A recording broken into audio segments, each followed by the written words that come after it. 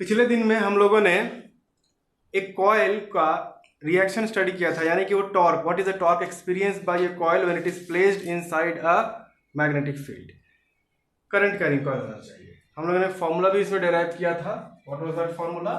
It was torque tau is equal to NBIA sine theta. Exactly अच्छे से इसको समझना क्या हो रहा है हम लोग का यहाँ पे। We are trying to determine the torque experience by a coil when that coil is placed inside an external magnetic field. अब यहाँ पे जो थीटा है, this theta is the angle between the magnetic field and the area vector of that coil. ये चीज हम लोगों ने पिछले क्लास में बहुत अच्छे से स्टडी कर लिया था। अब ये क्लास में हम लोग क्या करेंगे, ये जो स्टडी किया है इसी का एप्लीकेशन पढ़ेंगे, यानी गैल्वेनोमीटर में ये कैसे एप्लीकेबल है ये चीज शुरू करेंगे। तो ये शुरू करने से पहले, समझने से पहले हम लोग को ये जानना है कि गैल्वेनोमीटर क्या होता है। देखो, सर्किट में लगाने में जो डिवाइसेस होते हैं ना, 3 तरीके के होते हैं लगभग। एक को तो गैल्वेनोमीटर कहते हैं, दूसरे को वोल्टमीटर और तीसरे को एमीटर। एमीटर जो है वो करंट का स्ट्रेंथ माप के देता है, और जो वोल्टमीटर है वो वोल्टेज माप के देता है 2 पॉइंट के अक्रॉस। बट ये जो गैल्वेनोमीटर है ये दोनों के बीच में लाई करता है। तुम गैल्वेनोमीटर से दोनों का काम निकलवा सकते हो। गैल्वेनोमीटर वैसे अगर सिर्फ गैल्वेनोमीटर की तरह ही अगर इस्तेमाल करोगे तो galvanometer gives us the direction of the current, किधर करंट फ्लो कर रहा है सर्किट में, वो हमको दिखा सकता है, और साथ ही साथ कितना स्ट्रेंथ ऑफ द करंट है ये दिखा सकता है। गैल्वेनोमीटर को हम लोग हल्का सा ट्वीक कर देंगे तो हम लोग उसको वोल्टमीटर का भी काम निकलवा सकते हैं। 2 तरह का गैल्वेनोमीटर होता है, एक नल पॉइंट गैल्वेनोमीटर या डेड बीट गैल्वेनोमीटर, एकदम बीच में रहता है, यहाँ से इधर डिफ्लेक्ट कर सकता है, यहाँ से इधर भी डिफ्लेक्ट कर सकता है। एक रहता है जो एकदम यहाँ से शुरू करता है और इधर की तरफ जाता है। तो दोनों टाइप वाला में से हम वो वाला इस्तेमाल करेंगे जो बीच में है, अगर हमको डायरेक्शन पता करना है करंट का तो। और फिलहाल जब भी हम लोग यहाँ स्टडी करने वाला है, यहाँ पे कोई भी इस्तेमाल करो, everything will work. So first of all let us understand the ये construction of galvanometer. Galvanometer construct करने से पहले जब हम लोगों ने ये फॉर्मूला डिराइव किया था तो हम लोगों ने एक चीज देखा था कि नॉर्थ पोल और साउथ पोल जनरेट करने वाले 2 मैग्नेट्स हम लोग रख लिए थे, जिससे कि मैग्नेटिक फील्ड का डायरेक्शन इस तरफ है। North pole and south pole है मैग्नेटिक फील्ड जनरेट करने वाले 2 परमानेंट मैग्नेट हम लोग यहाँ पे रखे थे, और बीच में एक कॉइल लगा दिया था हम लोगों ने। इस कॉइल में करंट फ्लो हो रहा था और ये कॉइल एक टॉर्क एक्सपीरियंस कर रहा था, जिससे कि गोल गोल घूम रहा था।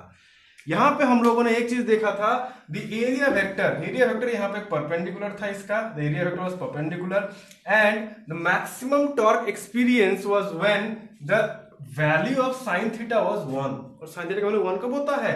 When theta is equal to 90 degree. Theta is equal to 90 degree, sine 91 होता है, यानी angle between the magnetic field and the area vector has to be 90 degree. यानी बिल्कुल इसी तरीके से ये रहा मैग्नेटिक फील्ड और ये रहा एरिया वेक्टर 90 डिग्री। वही अगर ये इस तरह से घूम जाए तो angle between magnetic field and the area vector is 0 degree. अगर ये इस तरह से घुमा हुआ रहेगा ऐसे करके तो ये 0 डिग्री पे रहेगा, और in that case torque will be 0। तो मान लो अगर हमारा स्टार्टिंग ही इस तरीके से हुआ, इस तरीके से हम लोग रखे हैं कि इस तरह से रख दिए गए हैं, ये रखा हुआ ऐसे करके, और जैसे ही करंट फ्लो करवाते हैं देखते ही गैल्वेनोमीटर चालू ही नहीं हो रहा है, क्योंकि स्टार्टिंग में टॉर्क कितना हो रहा है? 0। अगर ये टॉर्क ही 0 मिल रहा है इसको, तो इसको घूमने का किसी तरह कोई टॉर्क ही नहीं मिल रहा है, तो ऐसे ही बंद पड़ा हुआ है। दैट मीन्स ऐसा कंडीशन एक अराइज किया जा सकता है जिससे कि हमारा गैल्वेनोमीटर काम नहीं करेगा। तो इसके लिए हम लोग क्या करते हैं, 2 कॉइल लगा देते हैं। एक कॉइल कैसा रहता है, एक कॉइल, दोनों ही कॉइल एक दूसरे से परपेंडिकुलर रहता है। एक कॉइल ऐसा रहेगा तो दूसरा कॉइल ऐसे लगा हुआ रहेगा। यानी एक कॉइल में अगर हमको 0 डिग्री बना के दे रहा है area vector and magnetic field, तो ये वाला कॉइल में तो टॉर्क नहीं लगेगा। साथ ही साथ एक और कॉइल लगा हुआ रहेगा ऐसे करके, जिसमें कि 90 डिग्री बना के दे देगा, यानी इसमें टॉर्क मैक्सिमम लग जाएगा। तो ये वाला कॉइल क्या करेगा, हल्का सा इसको घुमाएगा, जैसे ही दूसरा वाला कॉइल जो पहले ऐसे था वो भी घूम जाएगा ऐसे करके। इसके मतलब ये वाले कॉइल में भी अब टॉर्क लग जाएगा।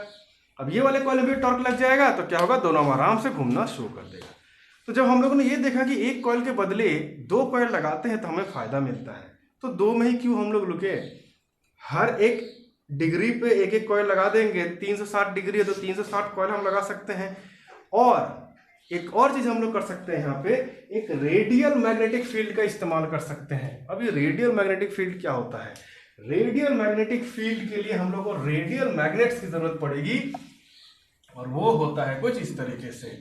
यानी कभी भी अगर कोई डायनेमो ले लो, डायनेमो का मतलब होता है साइकिल में, जनरेटर्स को भी डायनेमो कहते हैं, बट स्पेशली डायनेमो नाम दिया गया था साइकिल में। पुराने जमाने के साइकिल में देखते होगे सामने एक टॉर्च लगा हुआ रहता था जो जलता था।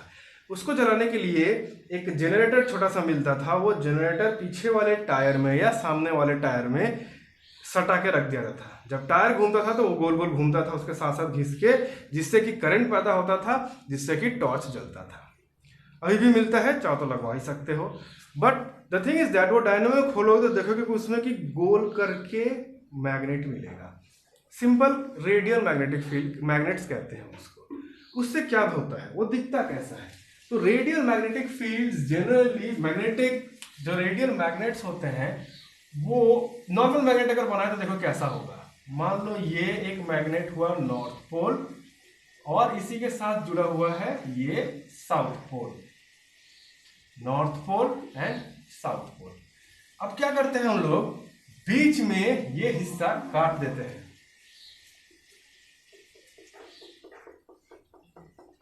ये हिस्सा हम लोगों ने काट दिया, और ये हिस्सा गोल करके ऐसे काट दिया।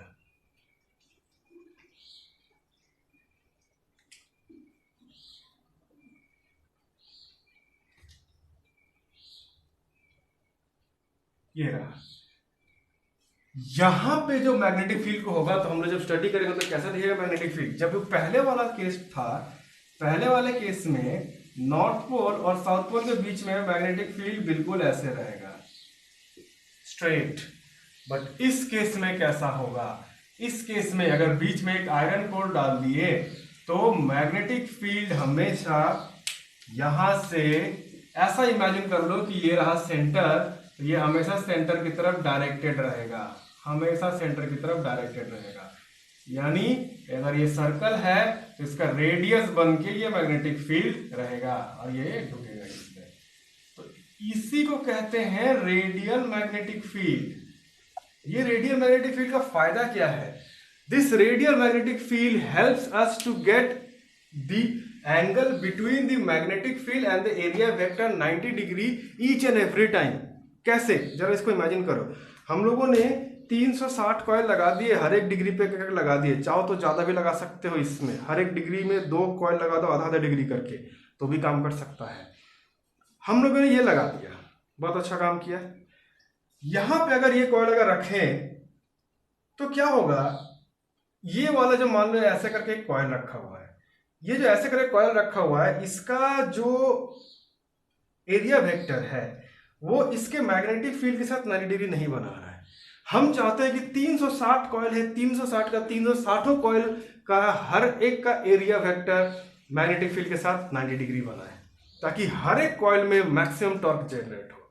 इसके लिए हम क्या करेंगे, ये रहा, ये हम साइड व्यू बनाए हैं, तो ऐसे करके ये रहा कॉइल यहाँ पे। अब मान लो ये कॉइल अगर रखे हैं तो एक ना एक तो मिल ही जाएगा हमको, जो ऊपर से आ रहा है एक ऐसा मैग्नेटिक फील्ड जो इसके एरिया वेक्टर के साथ 90 डिग्री बनाएगा।